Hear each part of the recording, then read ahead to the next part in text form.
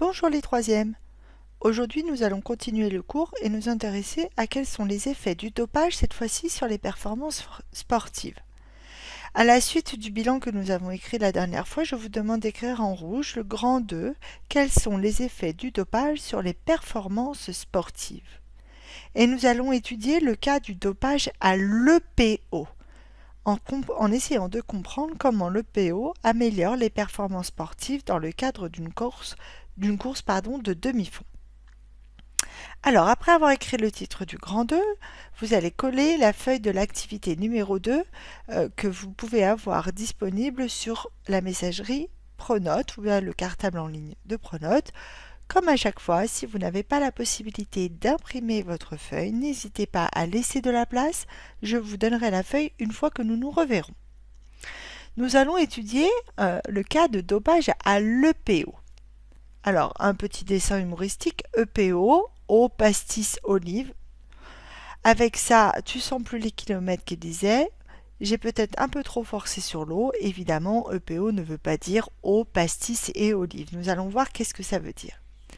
Nous allons répondre aux questions suivantes le plus précisément possible grâce aux différents documents qui sont fournis dans l'activité.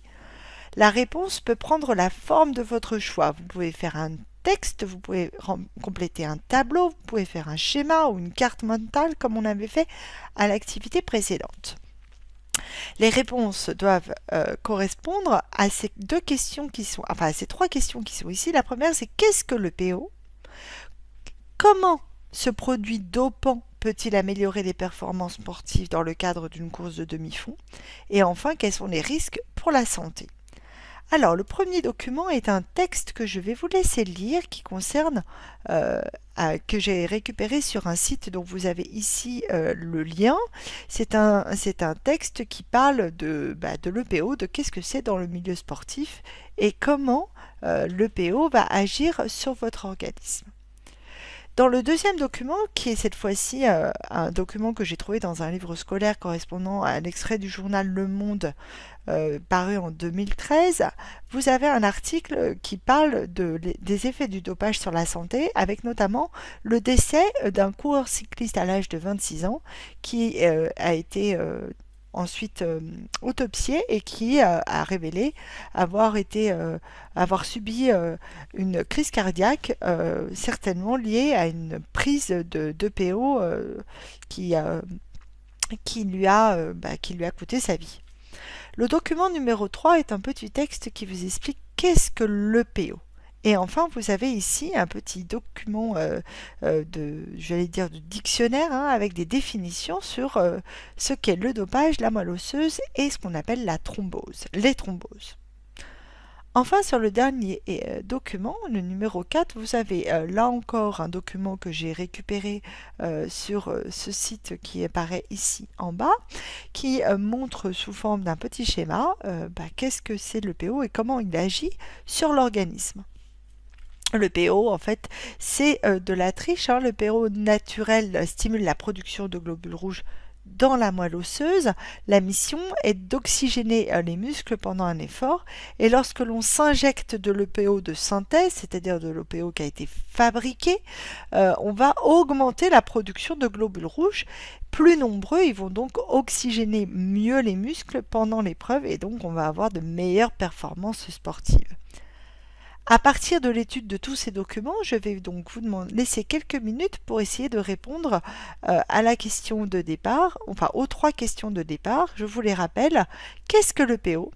Comment ce produit dopant peut-il améliorer les performances sportives dans le cadre d'une course de demi-fond par exemple? Et enfin, quels sont les risques pour la santé? À vous de jouer.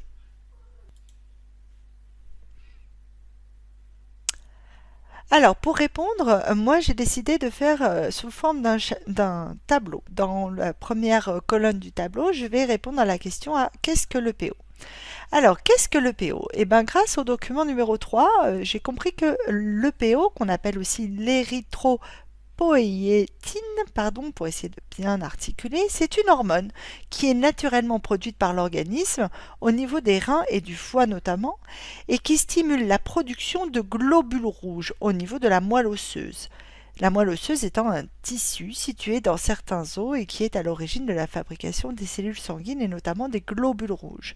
Rappelez-vous, les globules rouges sont les cellules du sang qui à la fois donnent cette couleur rouge au sang mais qui aussi transportent le dioxygène jusqu'au muscle pour apporter au muscle le dioxygène dont il a besoin. Comment ce produit dopant peut-il améliorer les performances sportives dans le cadre d'une course de demi-fond? Là, je me suis aidée du premier document ainsi que du dernier document pour comprendre que les principaux sports où les athlètes vont utiliser cette EPO sont ceux de l'endurance. Pourquoi? Puisque le muscle a besoin d'oxygène pour bien fonctionner, notamment lorsqu'il fait un effort physique où ses besoins vont être plus importants. L'oxygène, il est capté et transporté par ces fameux globules rouges qu'on appelle aussi des hématies. Et à partir d'un certain temps, le temps va s'appauvrir en globules rouges, c'est-à-dire qu'il va y avoir de moins en moins de globules rouges dans le sang. C'est à ce moment-là que l'EPO va agir en augmentant le nombre de globules rouges dans le sang. Cette augmentation va permettre une meilleure oxygénation des muscles, qui gagnent alors en énergie car ils sont mieux oxygénés et donc plus efficaces. En prenant de l'OPO de synthèse, on va donc augmenter l'oxygénation des muscles. Le problème, c'est que cela peut engendrer des risques pour la santé. Et pour répondre à la dernière question, dans la dernière colonne, je me suis cette fois-ci intéressée au document numéro 2. Quels sont les risques pour la santé? Eh bien, la prise d'EPO, lorsque l'on fait un dopage, peut avoir pour conséquence d'épaissir le sang. Évidemment, plus de cellules dans le sang permet à celui-ci de s'épaissir. Donc, il va circuler moins bien dans les vaisseaux sanguins. Et il peut entraîner ce qu'on appelle des arrêts cardiaques et des thromboses. Les thromboses, c'est quoi? C'est des formations de caillots, c'est-à-dire de bouchons, dans le sang, qui vont se former dans les veines ou dans les artères et peuvent entraîner la mort, soit par un arrêt cardiaque, c'est-à-dire que il n'y a plus de sang qui arrive directement au cœur, soit aussi on peut avoir des arrêts cérébraux, des arrêts vasculaires cérébraux, c'est-à-dire des caillots qui se forment au niveau du cerveau et donc une perte de connaissance. Dans ce tableau, je présente qu'est-ce que l'EPO ainsi que les effets dopants sur les performances sportives. N'oubliez pas de noter le titre. Qu'est-ce qui est important à retenir de cette activité? Il est important à retenir que l'EPO est une hormone qui stimule la fabrication par la moelle osseuse de globules rouges qui va transporter l'oxygène vers les organes et notamment vers les muscles. Cela permet une meilleure oxygénation des muscles et donc une meilleure performance sportive car mieux et plus longtemps irrigués, les muscles vont être plus performants. Le problème, c'est que le sang ne circulera plus aussi facilement car il sera épaissi.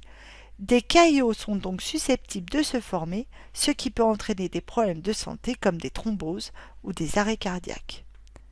J'espère que vous avez compris l'ensemble de l'activité et du cours d'aujourd'hui. Si ce n'est pas le cas, n'hésitez pas à me contacter via la messagerie Pronote.